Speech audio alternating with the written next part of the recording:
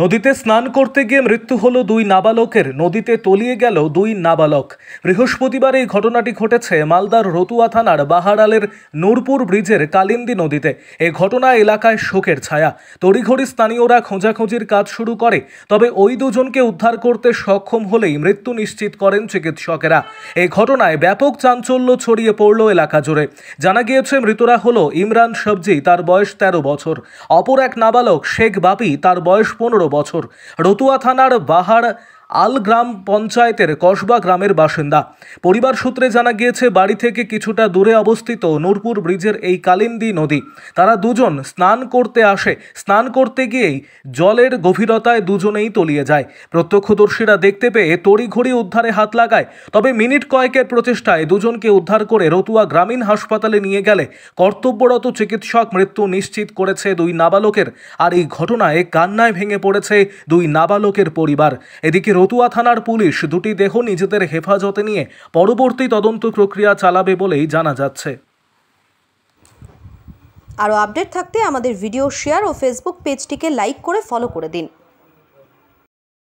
বাইরে ছিলাম, এখন আমি শুনতে পেলাম কি নদী থেকে চান করতে গেছিল, নদীতে ডুবে গেছে। এবার আমি দৌড়িয়ে হসপিটাল আসলাম। হসপিটালে এসে দেখলাম কি আমার ছেলে শেষ আছে। কি নাম আপনার ছেলে? আমার ছেলের নাম হচ্ছে ইমরান সবজি। আমার নাম হচ্ছে জিন্নাত সবজি। ইমরান কি পড়াশোনা করছিল?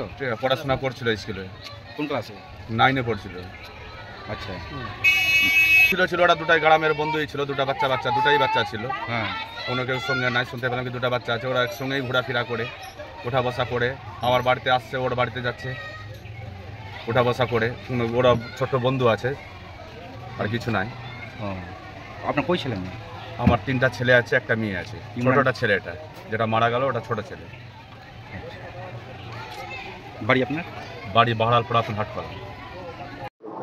আজকে আমাদের বহারাল অঞ্চলের বাজারপাড়া বলে যে গ্রাম আছে, সেখানকার দুই বাচ্চা ছেলে, একজনের নাম শেখ বাপি, বয়স 15, আর একজনের নাম ইমরান সবজি, বয়স 13।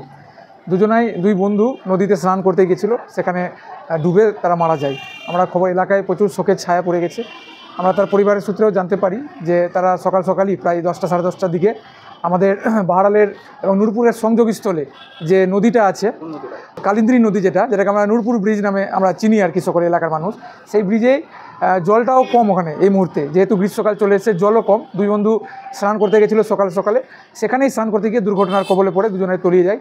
পরে গ্রামবাসীরা জানতে পেরে ছুটে যায়, তাদেরকে উদ্ধার করে হাসপাতালে নিয়ে আসা হয়।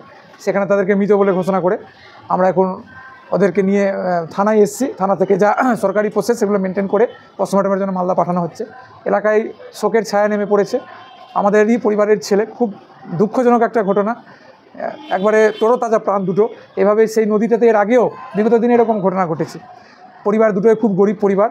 আমরা জনপ্রতিনিধি হিসাবে, এলাকায় মানুষ হিসাবে প্রশাসনের দৃষ্টি আকর্ষণ করতে চাইছি, তাদের যেন সরকারি সুযোগ সুবিধা পাওয়া যায়। আমরাও জনপ্রতিনিধি হিসাবে চেষ্টা করব তাদের পরিবারের পাশে সবাই মিলে দাঁড়াবো, নাহলে ওদের পরিবারের অবস্থা খুব আশঙ্কাজনক। একমাত্র একটা পরিবারের যে ছেলে, যার নাম বাপি, তার একমাত্র পরিবারের রোজগারের জায়গা ছিল সেই বাচ্চাটা, মাত্র 15 বছরের বাচ্চা। সেই রোজগার করার বাবা অসুস্থ, প্যারালাইজডের মতো অবস্থা, তাকে সেই দেখভাল করতে সমস্ত কিছু। সেও চলে যাওয়াতে একবারে অসহায় হয়ে গেছে পরিবারটা। আমার এই বক্তব্যের মাধ্যমে যারাই শুনতে পাচ্ছেন, এটা যাদের কাছেই যাবে খবরটা, দয়া করে সবাই পরিবারের পাশে দাঁড়ানোর চেষ্টা করবেন। আমার নাম রিয়াজুল করিম বক্সি, আমি মালদা জেলা পরিষদের কর্মাধ্যক্ষ।